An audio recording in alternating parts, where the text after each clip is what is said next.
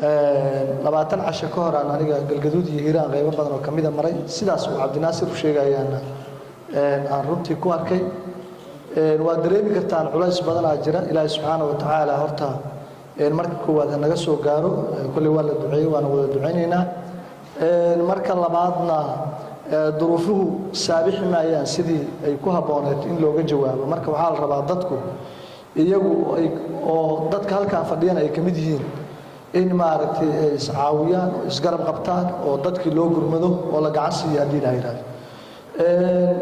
dabcan waa ka dhawaajiseen iyagoo had ku soo celiseen walwalka tirada badan oo dadku isleeyihiin meeshan ama inta la iska hadlo lagu kala tagaa sida laga dhawaajiyaba dhici mayso inta guddiga ka soo bixi doona waa la akhrin doonaa intaan hadda Xaliim Cabdiraxmaan Cabdishakuur oo soo xirin gogosha ayaa guddiga waxa akhrin doona Sheekh Axmed oo noo xiriirinaya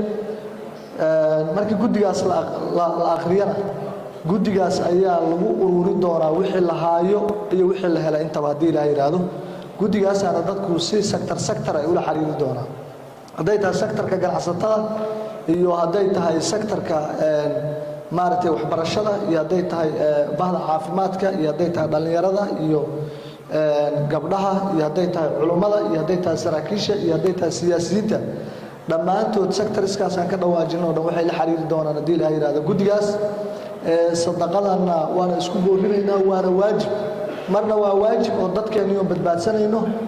marna maaragtay waa sadaqo waa wax adiga bari maaragtay ku soo laabanaya hadii la yiraahdo marka walwal badan iyo san ku jirin insha Allah taala waxa laga yaabaa aan qaadanay qodobka ah hadii halkaan laga naadiyo qofiraintaas aan isku qoray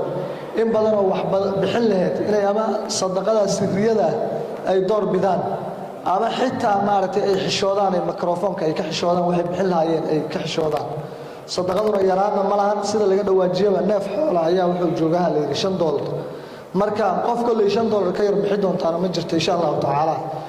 waxay Soomaalidu tiraahdaa mudacyo aruuray masaaray noqdaan marka qof la leeyahay wixii aad bixiday waxba ma gelin iyo ma jiri doonto insha Allah marka policy-gaas la qaatay sidoo kale insha Allah taala waxa ka soo bixi doona bayaan ama baaqa ka soo bixi doona oo bahda halkaan fadhiso loogu baaqayo dal iyo dibad meesha joogaan dhamaantood hadii la yiraahdo sidii abaarahaas wax looga qabanayo la isu garab istaagi lahaa marka waxaan isleeyahay hadii baaqaas ka soo baxo